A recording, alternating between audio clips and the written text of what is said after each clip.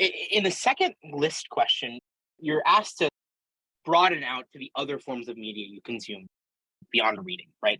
In different formats. And this can be everything from publications and journals and websites to podcasts or social media accounts or lectures or museums, movies, music. Like it's basically like, what else do you do that makes you human, right? To use Joseph's phrasing from a second ago. And I like to do a mix of one or two items that are serious and one or two items that are fun. And we're echoing some of the same points here, but subverting expectations can be cool. Doing something that doesn't quite line up with what the rest of your profile looks like when it comes to your academics or your academic interests or your resume. So maybe you're someone who's got a really serious sort of like economics focused like profile.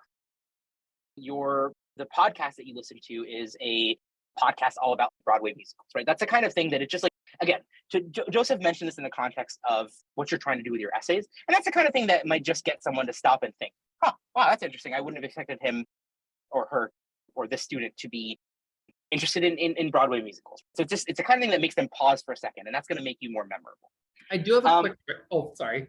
Go I do just have a quick trick for this one that I think is interesting to mention. Some of these medias are general, but if you are planning on writing about museums, there is a lot of value in writing about specific exhibits that you've gone out of your way to see or special exhibits versus just saying the Museum of Natural History, because it shows that you do have that very specified interest that you want to share and express through this essay.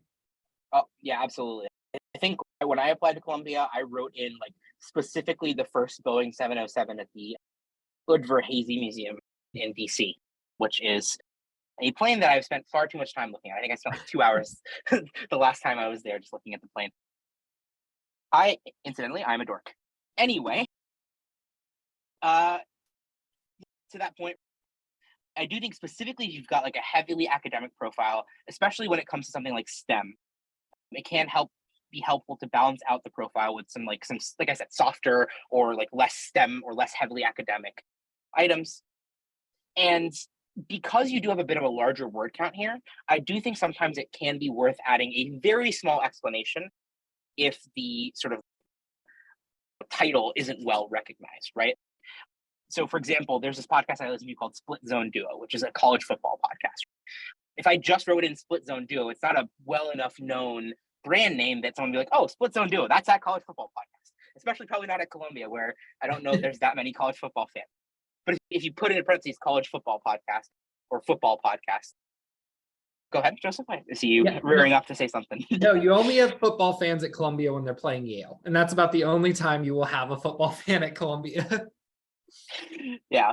So again, I think with these list questions, the sort of meta theme is be mindful of appearing human, or actually, and separate piece of advice, actually go be human as you're applying to colleges. You shouldn't let this take over every single aspect of your life. And beyond that, being thoughtful about subverting expectations, being thoughtful about mixing in sort of academic interests and like fun interests, that's going to get you a lot of the way.